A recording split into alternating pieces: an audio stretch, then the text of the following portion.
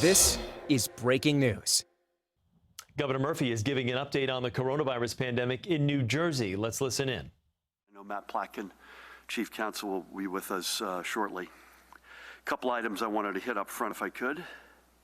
Today, I'm signing an executive order to extend by 30 days the public health emergency that I declared on March 9th and had been previously extended on April 7. I want to make it absolutely clear that this action does not mean that we are seeing anything in the data which would pause our path forward, and it should not be interpreted by anyone to mean we are going to be tightening any of the restrictions currently in place. These declarations, unless extended, expire after 30 days.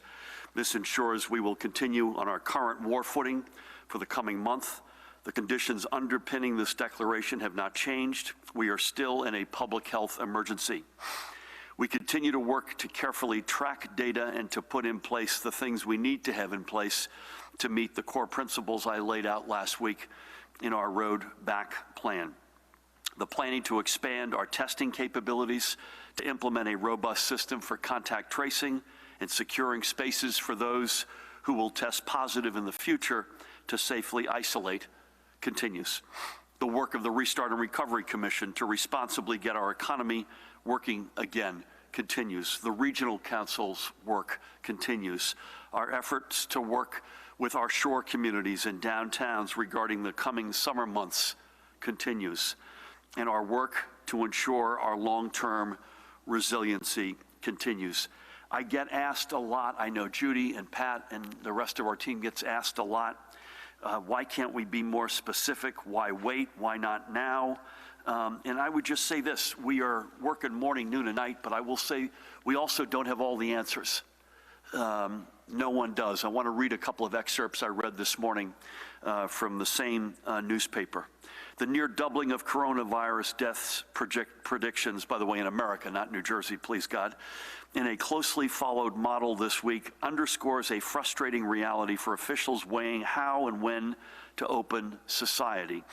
Many basic facts about the pandemic remain unknown. Epidemiologists have created many computer models to predict surge capacity in the healthcare system and guide policy making, and we've spoken about those with you.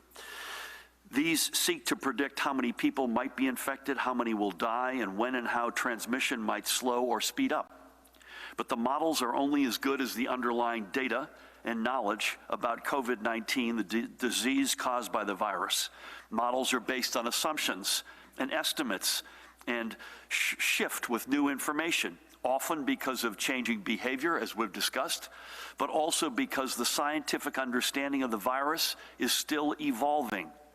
Researchers have strained to pin down basic bits of information about the disease, such as its infectionness.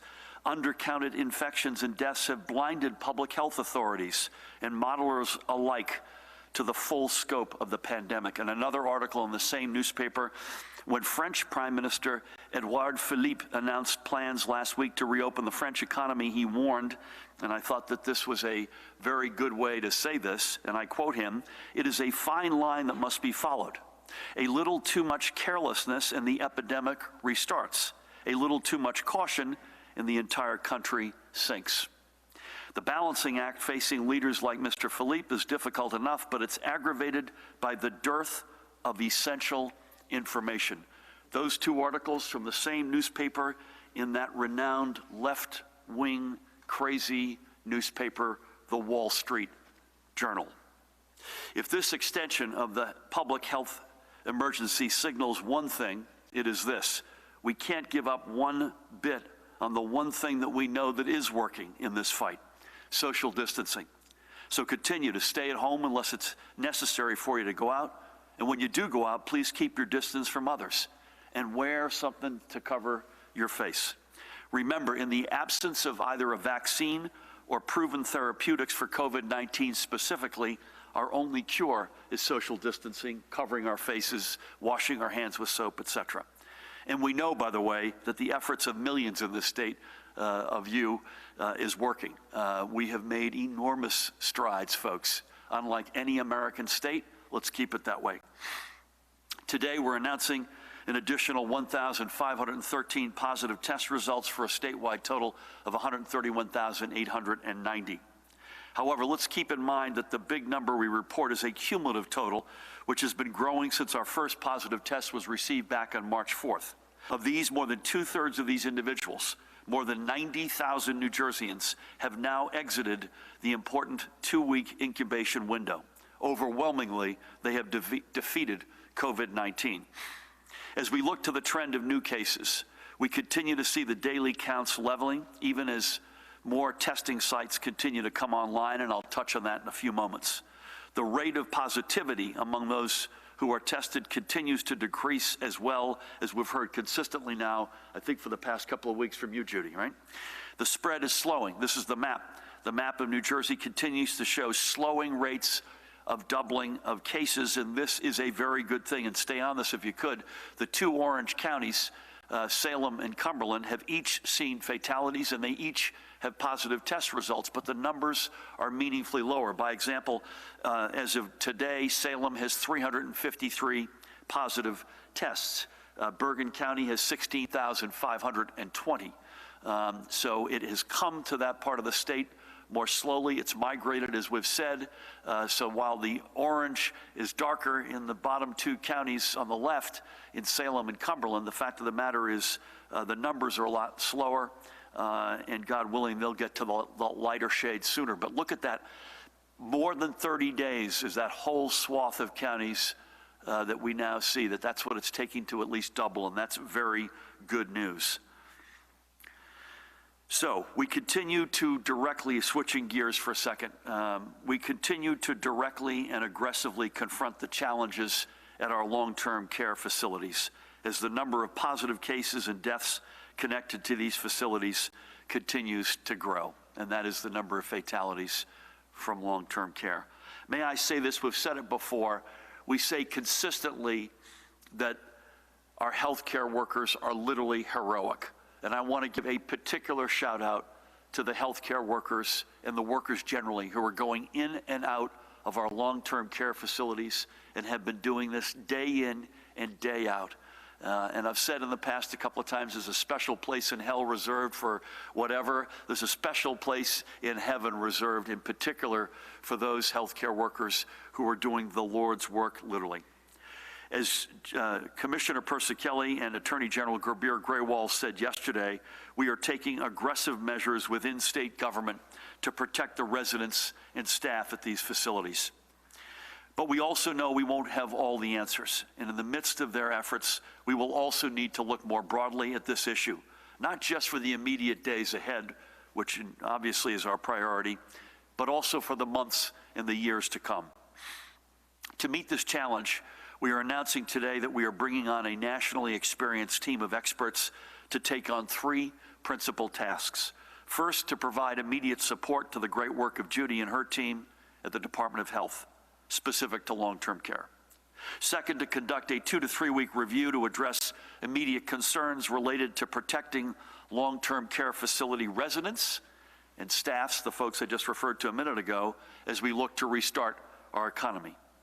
And third, to make long-term systemic reform recommendations. Leading this team will be Cindy Mann on the left, a 30-year expert in health policy and former deputy administrator at the Centers for Medicare and Medicaid Services under President Barack Obama, where she was also tasked, by the way, with implementing the Affordable Care Act. And secondly, Carol Raphael, former Chief Executive Officer and President of the Visiting Nurse Service of New York, as well as the former board chair of AARP. We know the long-term care issue has been among the biggest challenges, both here in New Jersey and nationally, if not frankly the biggest. And this will be an inclusive approach to solve this challenge that will make us a national model, God willing. Switching gears. As of 10 p.m. last evening, 5,221 patients with COVID-19 were being treated in our hospitals. And as you can see, this curve continues its steady overall decline. And as we see, the number of hospitalizations across our healthcare systems regionally continues to also trend down. That's north, central, and south. Our field medical stations reported 36 patients last night. While hospitalizations had a small increase, the number of patients reported in either critical or intensive care ticked up negligibly, but it did tick up to 1,549, but that is down roughly 25%, Judy, from just 3 weeks ago. Ventilator use currently stands at 1,146, and this number too, thank God, continues to decline. There were 439 new hospitalizations yesterday. Now, that's up meaningfully over the past couple of days, but there were also 435 live patients discharged yesterday. All of these numbers are pointing us in the right direction. And while they are positive, they still mean that thousands of our fellow New Jerseyans are still in the hospital battling COVID-19. This is why I needed to extend the public health emergency. We're seeing good signs without question, but we cannot lull ourselves into thinking that all is well. So let's keep focused on pushing these numbers down further. That means keeping up with social distancing, wearing a face covering when in public, and doing all the other seemingly little things that can make a huge difference. And Pat, this is especially for you. I get criticized by a few, although most love the phrase, the word knucklehead, to describe the folks who are non-compliant and doing silly things. Check the governor from West Virginia. He's got a little bit more of a graphic assessment of those folks. If you folks are worried about our being too graphic, I think we look like a Disney movie in comparison. We need to keep working with two things in mind. Public health creates economic health, and data determines dates. Public health creates economic health, data determines dates. Of course, notwithstanding all of this progress, we continue to lose precious members of our New Jersey family. And even with this good news that we see from our health systems, we cannot forget that there are families up and down this state who are receiving the worst possible news. Today, we're reporting the loss of 308 more New Jerseyans to COVID-19 complications. Our statewide total now stands solemnly at 8,549. Bless each and every one of them. Let's remember a few of those we've lost right now. First up, Antoinette Tony Shadiak of Franklin and Somerset County. Born in Paterson to Italian immigrants, she did not learn English until she started school, and then she taught her parents to speak English. It was a sign of things to come. She graduated from what is now William Patterson University in 1960 and would make her career as an educator in Paterson, teaching 4th and 5th grades as a math resource teacher and in computer education. And if that weren't enough, she also taught English as a second language night classes for adults. Tony retired in 2005. At home, she loved baking and arts and crafts, and she was the one organizing the family get-togethers. In 2009, Tony was diagnosed with vascular dementia, and even though her condition diminished greatly, she could brighten up a room with her smile, and you could see that smile right in front of us. She leaves behind her daughters, Annette, and I had the honor of speaking with Annette yesterday, and Michelle. Tony was 81 years old. Her husband, Thomas, passed away shortly after their 50th wedding anniversary in 2013, and Tony passed the day before what would have been their 57th wedding anniversary. And I am sure the two of them are now making up for lost time. God bless you, Tony. Next up, this is Joseph Cavalieri, Kendall Park, Middlesex County. That was his home from 1980 until his move to the New Jersey Veterans Memorial Home in Menlo Park last year. Joseph was 93 years old. He was born in New York City, also to Italian immigrant parents. He served our nation as a sergeant in the U.S. Army in both World War II and in the Korean War. After completing his service, he completed his education at NYU and would become a draftsman. He spent much of his career with the Vermont Marble Company as a draftsman in New York City and as manager of the Detroit branch, among other stops. And in retirement, he continued as a consultant for several small New Jersey-based marble businesses. He was a member of both St. Augustine of Canterbury Church in Kendall Park, and VFW Post 9111. Joe lost his wife of 66 years, Matilda, just 10 months ago. And he leaves behind his 3 daughters, Joan, Margaret, and Mary, with whom I had the great honor of speaking yesterday, and his son, Tom, as well as 10 grandchildren and many great-grandchildren. We salute Joseph for his service to our nation, and we keep him in our thoughts and prayers. And Leslie Kalmus of Andover in Sussex County. Born in Morristown and raised in Lake Hiawatha and Pine Brook sections of Morris County.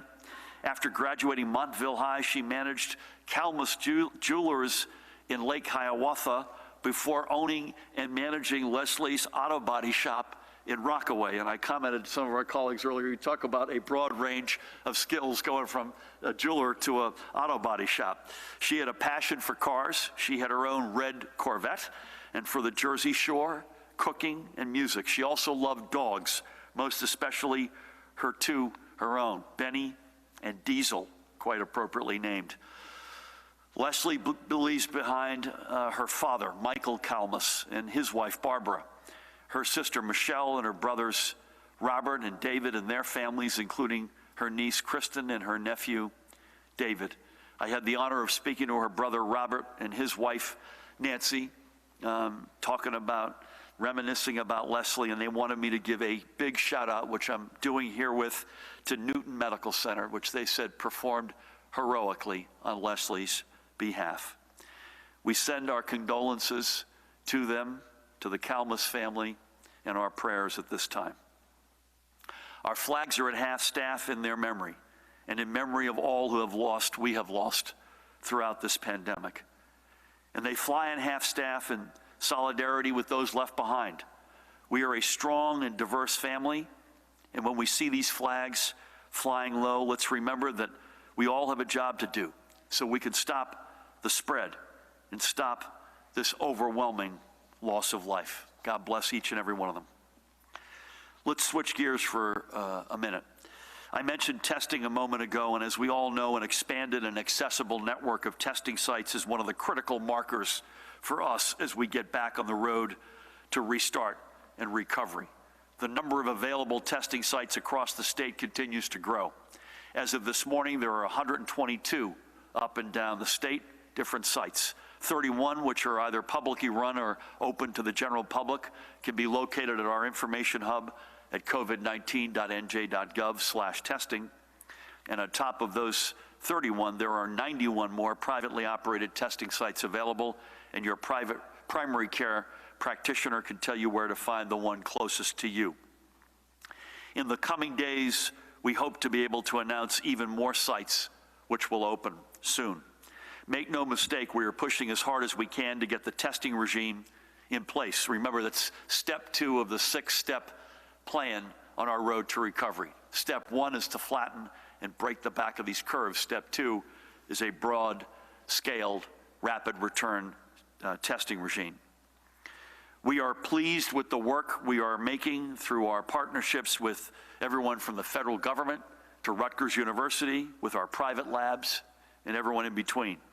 We are leaving no stone unturned, and we are not leaving anything on the table. We will get this marker in place. Next, I'm proud also to announce that we have now exceeded, Pat, it's hard to believe, 35 million pieces of personal protective equipment, or PPE, distributed by the Office of Emergency Management from our central warehouse, a line of business that New Jersey was, as a state, was not in just over 2 months ago. As with testing, we have left no stone unturned in finding the masks, gloves, shields, and other PPE our frontline public health and safety responders have needed to keep safe throughout this emergency. Specifically, I want to give some shout outs to Patty Panero at the Office of Emergency Management, who works under Pat, and Wayne Jacobson at Central Purchasing, who undertook much of the procurement of these items, and to Chris Dempsey and the team at the Department of Treasury, who vetted every vendor. And another big shout out to New Jersey State Police Sergeant, your colleague Dan Cunning, who leads the logistics team tracking everything that enters and leaves the warehouse. More importantly, we're not going to stop. We know that we have an immediate need. We mentioned this the other day. Judy and I were calling gowns the new ventilators, right? We have an immediate need for hospital gowns, and we're doing all that we can to source these. And through the multi-state procurement partnership that we announced on Sunday, we are confident that we will not only be able to deliver the PPE and supplies we need, but that we'll be able to do so at a lower cost to taxpayers. Getting PPE has been a race against time, and in some cases, it's also been a race against our neighboring states. No more. Now we're working together to not just meet our collective needs for today, but to ensure our entire region is better prepared for tomorrow. Finally, this is something not related to COVID-19, but frankly, indirectly it is, but it is of critical importance to our state, and that is the census. Right now, New Jersey is ranking 21st of all 50 states, plus Washington, D.C. and Puerto Rico, in terms of our response rate to the 2020 census. While that's better than some of our neighbors, it's simply not good enough. We're at only 58.6%. We need to get this number up, get it up meaningfully, and get it up fast. Ensuring every New Jerseyan is properly and accurately counted in the 2020 census is incredibly important. The census, by the way, is more than just a population count. It is the data that the federal government, and quite frankly, we in state government, rely upon to make decisions that impact every community in New Jersey. We know that New Jersey was undercounted in 2010. And because of that, we have left, over the course of the past decade and even today, untold billions of dollars in federal aid on the table.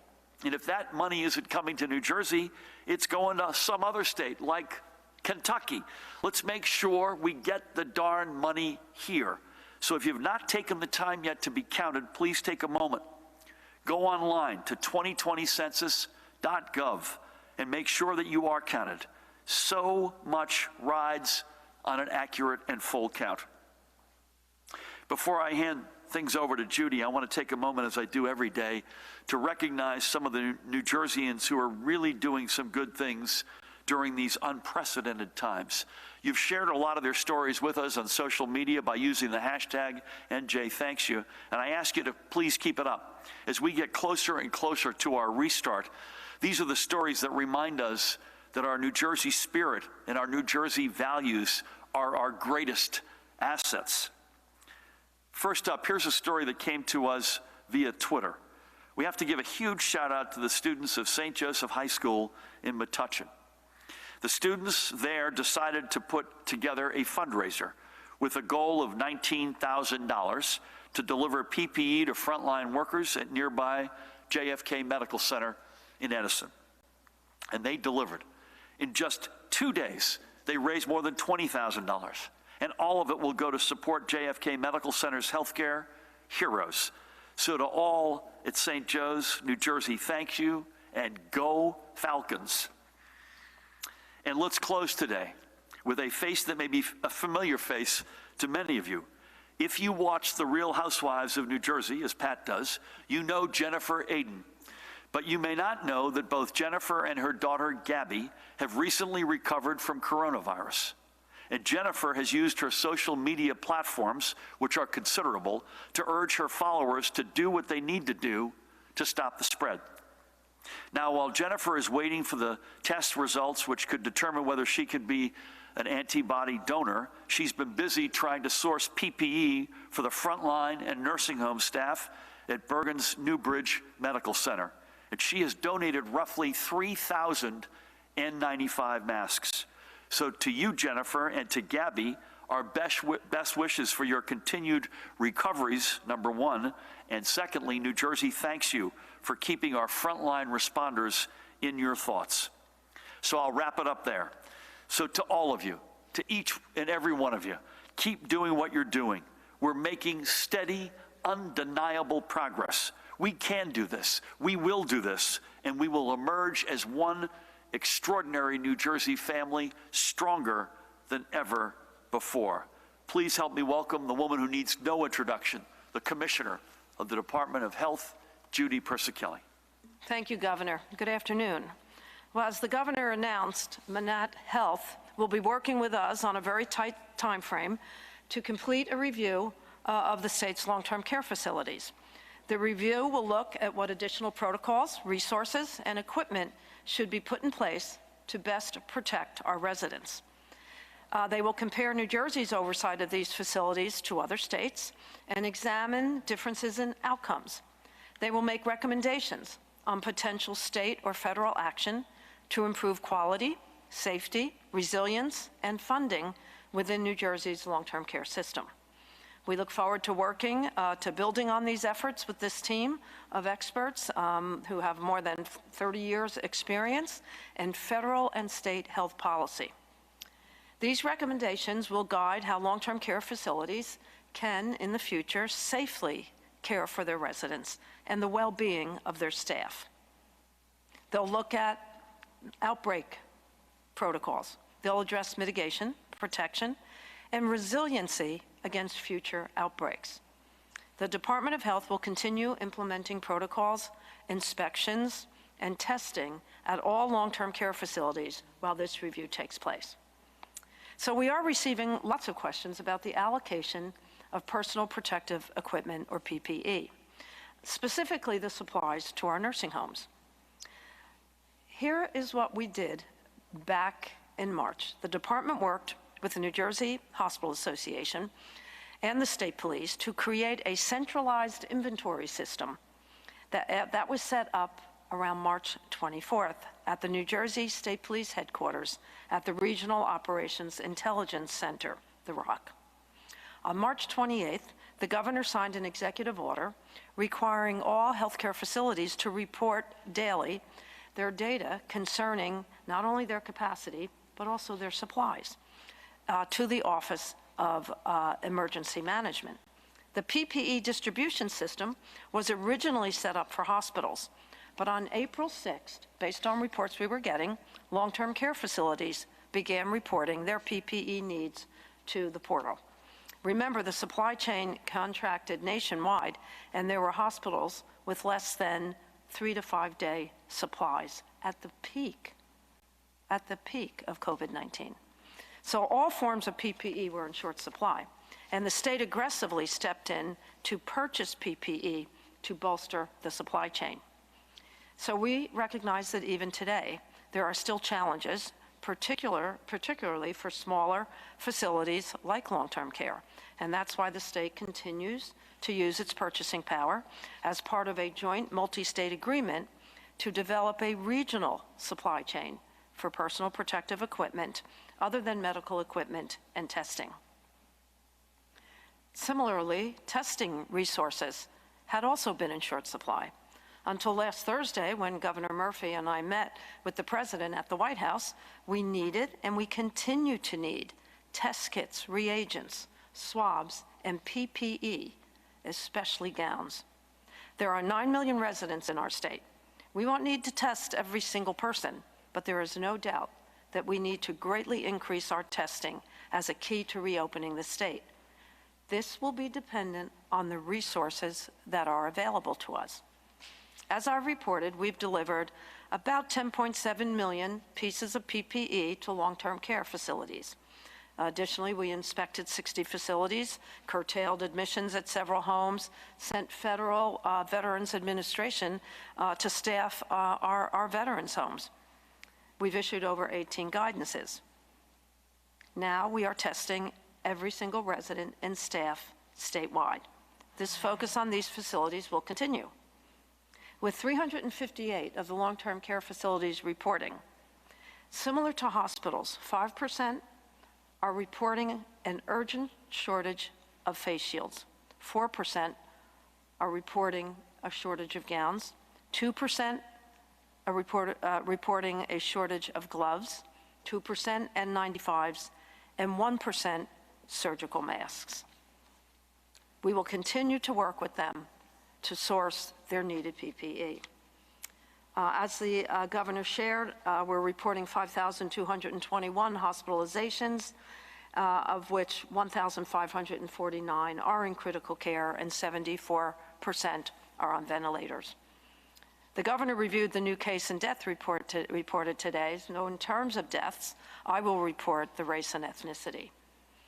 white 52.6, black 19.3, Hispanic 17.5, Asian 5.3, and other 5.4, basically unchanged. There are 512 long-term care facilities in the state with COVID-19 cases. There are now 23,345 COVID-19 cases in long-term care facilities. At the state veteran homes, among a census of 676 residents, there have been 361 residents that tested positive for COVID-19, and there have been a total of 125 deaths, unchanged from yesterday. And at our state psychiatric hospitals with a census of 1,250, 168 patients have tested positive, and there have been 10 deaths, again unchanged since last week. According to lab data from this morning, we've tested 256,000 individuals, 101,000 tested positive, for a positivity rate of 39.59%. So that concludes my daily report. Stay connected, stay safe, stay healthy, and I thank you. Judy, thank you. When you go over the race and ethnicity, it reminded me, I meant to say this yesterday, your very close friend and New Jersey superstar, Rich Besser, CEO of the Robert Wood Johnson Foundation, wrote, and by the way, also a member of our Restart and Recovery Commission, as well as one of our representatives on the Regional Council. So he's wearing, to say he's wearing multiple hats is an understatement. He wrote an op-ed for USA Today, which I think is a must-read for everybody, and it's called "On Coronavirus, We Know Who Will Pay the Price When States Reopen Before They Should." And it goes right at the inequities that you and I have been speaking about now for over a month. And it paints a sad but accurate picture of the reality, particularly across race in America, and sadly, we know we live with that in our state. I was just responding to a couple of urgent, I missed positivity rate for today. 39. Yeah, so this continues to, again, go in 39.59. the right direction. And as you and Christina would want us to remind folks, that's a cumulative number. So the spot number is going to be inevitably better, and it's also still overwhelmingly disproportionately persons with symptoms, right? That will change over time. As I said yesterday, we would hope sometime in the next number of days, don't hold me to a day or don't hold us to a day, but I think Judy will be in violent agreement with me here that we would hope to have both a testing protocol to very explicitly go through with you folks, as well as on the heels of that at some point sooner than later, a contact tracing protocols as well. I'll just go back to the all-in effort on long-term care. I think I could speak for Judy and myself. We have no less an objective. This is not a New Jersey-specific reality. If you pick up any newspaper about any state in America right now where this is hit, it's crushing places. We have no less an objective, not only to deal with the here and now as best we can, but we want New Jersey to be a national model. We want to be as good and get this as right as any state in America. And that's the spirit with which we enter this. So thank you for everything. Leadership report. With that, another guy who needs no introduction on any updates on compliance, PPE, infrastructure, other matters, please help us welcome Colonel Pat Callahan. Thank you, Governor. Good afternoon. Generally quiet overnight with regards to compliance. Newark Police issued 75 EO violations. In Perth Amboy, 2 beauty supply store owners were cited for opening and having open a non-essential business. In Teaneck, a car wash owner was cited EO violation for having his business open. Point Pleasant, individual was cited for allowing the gym that she operates to be open. And in Point Pleasant, a vape shop owner was cited for being open as a non-essential business. Real quick on gowns, we've talked about gowns a lot. I'm happy to report that we expect 400,000 gowns to be delivered to our warehouse this week. So our fingers are crossed on that, because as the governor and commissioner said, they are in short supply. and the burn rate on those gowns is phenomenal. So we're glad to report 400,000 coming in. And lastly, I'm happy to report that the commissioner and I will be meeting tomorrow morning up in East Orange with Lieutenant General Laura Richardson. She's the commanding general of the U.S. United States Army North. She's a 3-star general, one of 4 3-star women in the United States Army, and she's coming to meet with the commissioner and I to discuss the Department of Defense's current staff here and any future needs or any adjustments to the staffing. So the commissioner and I are looking forward and certainly appreciate Lieutenant General Richardson's time, as well as Region 2 FEMA Administrator Tom Van Essen. Von Essen will be joining us as well. Thanks, Gov. I was just saying to Judy, the general has got an extraordinary reputation. She is somebody who, from all corners you hear, just a great leader. So good luck with that, and very happy she's in New Jersey. We're going to start with Matt, but before we do, I believe at the moment we do not have a White House VTC scheduled for tomorrow. Mahan will correct me if I'm wrong, which means we will be gathering at we'll be here at 1 o'clock tomorrow unless you hear otherwise. I would expect the same for Friday and Saturday as well. So we'll stay on the same schedule. We're not going anywhere. This is still, we're making a lot of progress, but the fire still rages. So you should assume we're going to stay plus or minus with the same schedule we've been on. Again, we'll hope to be able to get you over the coming days more information on testing strategy, contact tracing at a minimum. Other updates will continue. Thursdays are unemployment data days, both nationally and in New Jersey. I'm sure we'll have something to say about that, at least summarize where that stands. And with that, let's jump in. Matt? Yeah, good afternoon. Governor, so real quick, I understand that you said contact tracing, an announcement will be forthcoming, but just curious if the state has hired any contact tracers to date. And just a couple on unemployment. Some people have received regular unemployment benefits, who have received regular unemployment benefits have said they haven't received the $600 extended benefit. They know they'll get it retroactively, but just some of these folks need it now, and just curious if there's a reason why they aren't getting them. We know you're working through the backlog, but some people say they've been approved for benefits and they see the amounts that they're going to be paid, but they've been waiting weeks or longer for that money. Any idea what the delay is in those cases? And just lastly, what are people supposed to do after they get approved for unemployment benefits and then it later goes back down to show that they aren't approved or that their balance is zero and it says it's not payable, and they're not able to get anybody on the phone to clarify in those situations?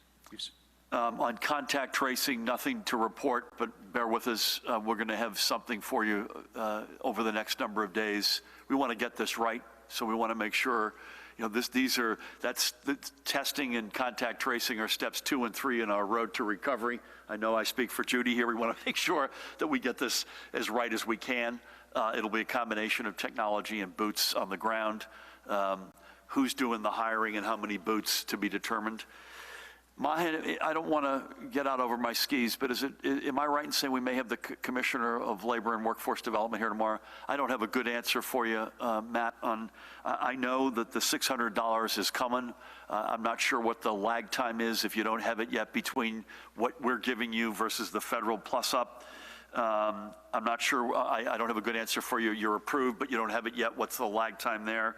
And I think your third question is what if you at one point got registered and everything went well, and then you find out that you're not. So if you could bear with me, we'll either come to you offline, or we'll have, if you can have the patience till tomorrow, we'll have Rob Acero Angelo, I think, with us tomorrow. Thank you for that. Paul, good afternoon. First, in your view, are there any limits at all on either the duration or the extent of your powers under emergency declarations? Second, how can New Jerseyans accept having their economic freedom subject to the will of some of the out-of-state political operators on your recovery commission, such as Washington anti-Trump activist Neera Tanden? And why are there no representatives of small businesses on that panel, and shore businesses specifically? And then Steve Sweeney suggested letting other businesses open up under the same social distance guidelines as Walmart, Home Depot, and other stores. Matt Placken, welcome, Chief Counsel. Any comment about the limits or duration of the executive power? So there's two statutes that have been invoked. There's the Disaster Control Act, which gives the authority to declare a state of emergency, and then there's the public health emergency declared under the Emergency Health Powers Act. The public health emergency by statute expires every 30 days unless it's renewed. In order for it to be renewed, the facts giving rise to the public health emergency have to continue to exist. The governor today signed the second renewal of the public health, for the second time renewing the public health emergency.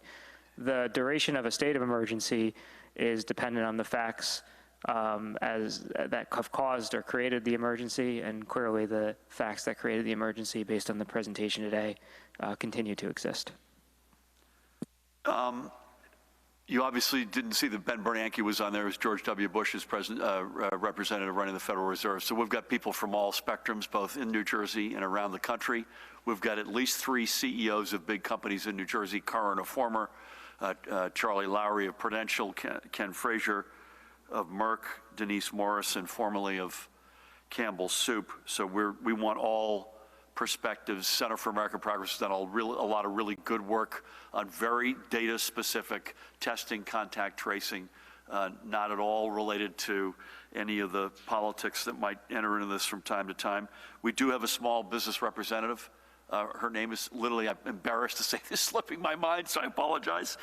And other businesses, listen, we're looking at that. We're looking at that. We've had, I think I mentioned this yesterday, I had a really responsible reach out to me from a mayor, and it was a private exchange, so I don't want to give up identities here, but it's a really well thought out plea for Main Street small businesses. And again, that's something we want to get to. There's no question about that. But you look at the progress we're making, that's because people are staying home. They're not going out. And that's the sort of still guiding principle here. And we've started to slowly take the baby steps. Judy and her team and Christina, they're going to tell us what the health reality what the market can bear. And we started with state and county parks and golf, and that's gone well. The weather's turned against us, but it's gone well. And that non-essential retail is on the list that we're looking very carefully and closely at. And so that's, stay tuned. We just want to get this. I started off deliberately reading from the Wall Street Journal a couple of articles that said there are an enormous amount of unknowns associated with this. We do know that social distancing, to your point, your question, is probably the best weapon we've got. I've said that time and time again. Judy said it time and time again. If we could do that responsibly, you should assume that that's on the list of things we want to do. Thank you. Do you have something, sir? Please. I have 2. First, for the Colonel, if you could give us an update on the numbers of can you give us an update on numbers of law enforcement statewide who have tested positive for COVID-19 and the numbers of those quarantined? And secondly, for you, Governor, what is the progress on universal testing for inmates in state prisons and correctional police officers? Thank you. Pat, do you have that number? I do have it. As of this morning, 495 law enforcement statewide tested COVID positive, which was a decrease of just over 4% in the last day. And currently, 396 law enforcement officers are out for quarantined. Thank you for that. Jessica Gonzalez is the name that I was reaching for, Paul, on our commission. I apologize to Jessica if she's watching. I've had the honor of being introduced by her, so shame on me. You should assume that what we would call, Judy, I think fair to say, vulnerable populations, including our corrections populations, are going to be high on the list when we go through the testing protocol. It's already happening, right? So, The Department of Corrections has a full plan for universal testing. They've already started. But you'll hear more on that as part of the testing protocols. But again, to give you a preview, vulnerable populations are our first priorities. Thank you for that. Sir, you're good? Please. Afternoon, Governor. Afternoon. 3 for you. First, could you tell us the number of, or do you know the number of children who have been tested and how many of those tests have come back positive? Governor Cuomo has is ordering 3D printed nasal swabs to increase COVID-19 testing capacity. Is this something that you and the state have considered? Sorry, say that again? Governor Cuomo ordered 3D printed nasal swabs to increase capacity. Is that something that the state has considered? Okay. And then regarding migrant farm camps, are there any updates on the safety guidelines and how the entire migrant community will be tested for COVID? And in the event of a outbreak in these farm camps, how will workers be quarantined and given medical service? Let me just bear with me 1 second here. Judy, unless I'm looking at fatalities, not number of kids tested. We have no fatalities under the age of 18 in this state. I do not know the number we've tested. Do you all know the number of kids that have been tested, Christina? Yeah, unfortunately, I didn't bring it today either, but we do remind people that if you are looking for the specific demographic descriptive stuff, you can always go to our website. We have a daily report cumulative of our cases. We have the breakdown of the ages. We have the breakdown of gender. So, we ask you to refer to that, or otherwise we can get that later. Yeah, Mahan, you could follow up if you could with Christina. We're looking at everything on testing, nasal swabs, saliva, the whole shoot and match. I don't have any specific on 3D printed ones, but I'm sure that if we do, we'll have that as part of our testing news. Judy's talked about the seasonal agricultural workforce as a big focus. I mentioned that Singapore thought they had this whole thing beaten to zero, and they've had a flare-up because of this very same reality that we have in terms of the warmer weather, where we've got folks coming in to help our farms up and down the state, especially in the south. And it's going to be another one of those communities that we're going to have a particular attention to. Do you want to add anything specific to that, Judy? Sure. We have a task force with, or I should say a committee with agriculture and labor. That has been meeting regularly, and we have a full plan for seasonal workers. We know that there have been several that have tested positive down south, and that the Salem Hospital is helping with that. And the FQHCs from the south are ready to set up tents at the camps, and we're working with the growers, the farmers. I'll be on a call with them beginning of next week to set up the whole system for testing. Again, look for that to be a part of our discussion in the number of days ahead on testing. Let's go to Elise. Good afternoon, Elise. Good afternoon. On nursing homes, what's the progress on the reexamination of causes of death? Do you know about how many fatalities now have been classified as coronavirus related upon that reexamination? Thank you. Thank you for that. Judy or Christina? Again, this is a work in progress. We know we get the questions on deaths, particularly in long-term care facilities, very routinely. And, we have various ways that we're looking at the different death numbers. And, we get information that is reported to us from the long-term care facilities, which is a little bit different than the actual numbers that we're looking at from our laboratory confirmation reconciled with our death certificates. So, again, this is going to be something that we're continuously honing in on.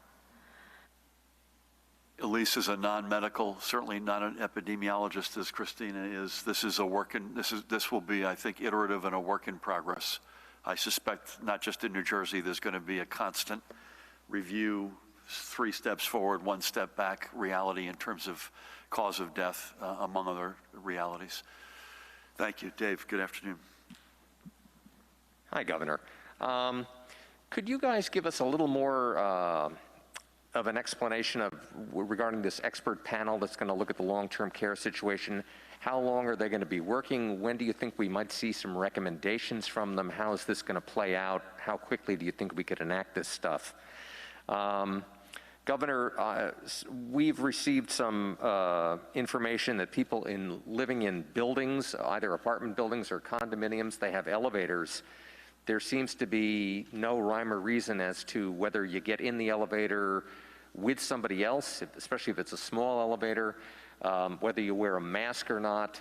Some of these condo associations don't have any guidance about this. What would your recommendations be? How should people handle this? And lastly here, you've been talking for many, many days, but in particular recently, about the importance of wearing a mask. We know, and we've seen, all of us, that we see knuckleheads, yahoos, wise guys, slime dogs, for whatever reason, don't seem to be wearing a mask. Numbskulls. Numbskulls in that group as well. Yes. Something else in West Virginia, I'm told. But. Okay.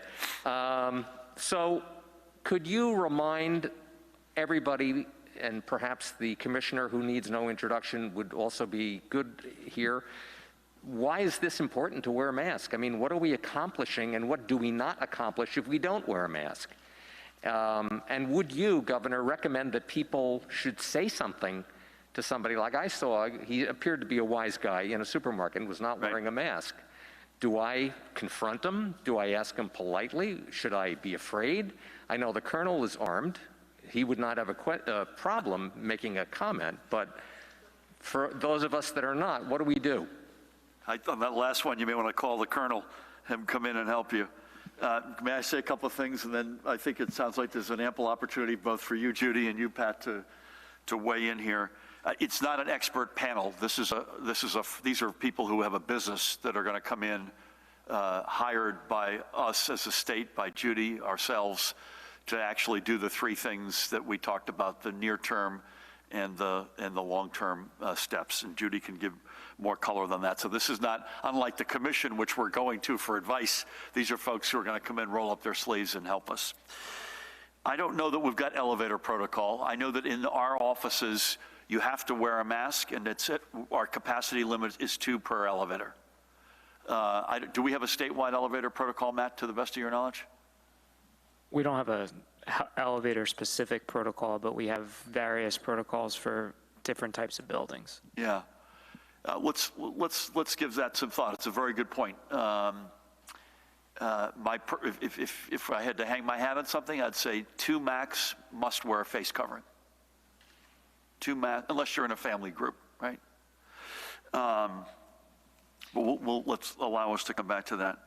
Listen, Judy and Christina could tell you why we wear face coverings, and the health bona fides around it are unimpeachable. So it's quite clear why we do it. I'll let them say it.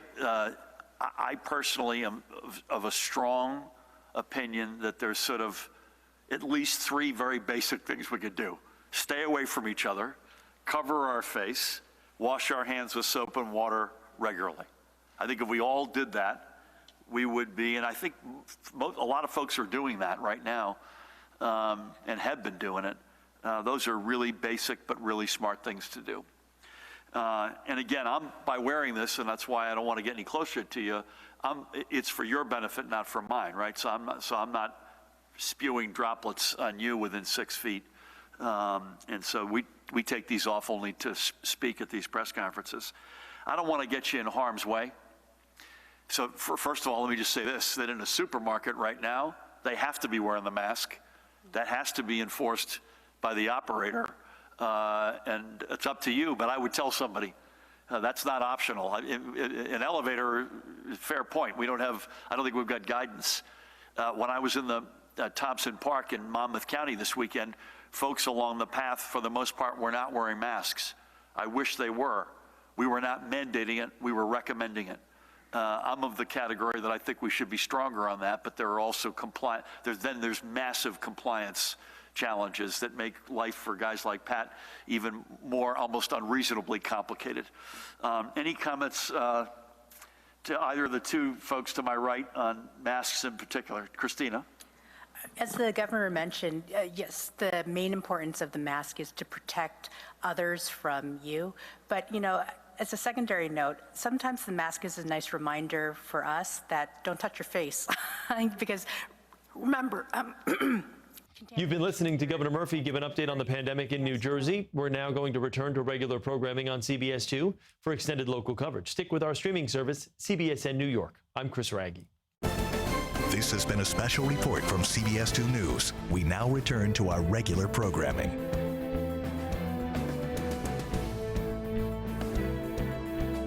Folks we're bringing in, they're in to help us work, right? Oh, yeah, and I was on the phone with Cindy Mann last evening and again this morning, and they're going to hit the ground running to look at not only what we're doing here in New Jersey, they have national presence. They've been working in a number of hot spots.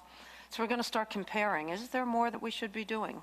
And how do we implement certain protocols and what they would recommend? So I look forward to any input that they can give us. The residents of the long-term care facilities deserve it. They deserve as many eyes on it as possible. And the heroic workers who go there every day, right? Again, just to repeat, three prongs. One is immediate support on long-term care. Two is to do a very fast, measured in 2 or 3 weeks review of where we are. And then thirdly, to give Judy and me and any of us involved in this a recommendation sort of what this needs to look like as a long-term structural matter. So thank you for that. John, you get to bring us out here today. Thanks, Governor. Is the state collecting data from county jails on testing and deaths? Anything from Essex on its antibody testing program? And are you getting details about ICE detainees? Anything from Essex? Essex has an antibody testing program. And are you getting any details about ICE detainee testing? And Governor, you've been very vocal about other government agencies holding public meetings they shouldn't be. They're holding them virtually. Last night in Sussex County, the Montague Board of Education held another in-person public meeting at 2nd. Any comment on that? Any idea if the Department of Education signed off on that meeting? And I have a couple questions about the task force you formed in January. Can you tell us what it's been doing since January? Anything specific? For example, did it suggest any of the EOs you've signed? Can you tell us the people you've talked to, the experts? Anything that's going on? Is it still meeting? What's happening behind the scenes with that task force? We've been trying to get some details on what it's doing. And do you see it continuing for a while? How is it integrating with these other commissions and task force you're putting together? Let me start with the public meeting. People should not be meeting right now. So, Matt, am I right in saying if you've got under 10, what's the 10 or under 10 magic here? I want to make sure I don't violate my own executive order. Your ban on gatherings is still in effect. The Colonel's issued an administrative order that says gatherings under 10 are presumptively in compliance with your executive order. But we're not encouraging them. So I don't know how many people are in the room, but if there are more than 10, neither Judy or I nor Pat would be happy. Gov, I should say that if the evidence indicates even under 10, that the gathering shouldn't be happening, that there's still discretion at the level. Yep. I don't have do you have the county jail information, Judy? I don't have it. We don't. Can we come back to you on that? And that includes, I think, you asked both about Essex status of Essex County antibody tests, county jails, as well as ICE detainees. So can we come back to you on those? Mahan, will you help me with that? The task force, so I would just say this, and Judy should come in behind me she's the chair of the task force. I mean, the task force was, we started discussing sort of what this looked like as a leadership team, and certainly most importantly in the Department of Health, this being coronavirus in January. And I think it was Super Bowl Sunday that I put pen to paper to establish it under Judy's leadership.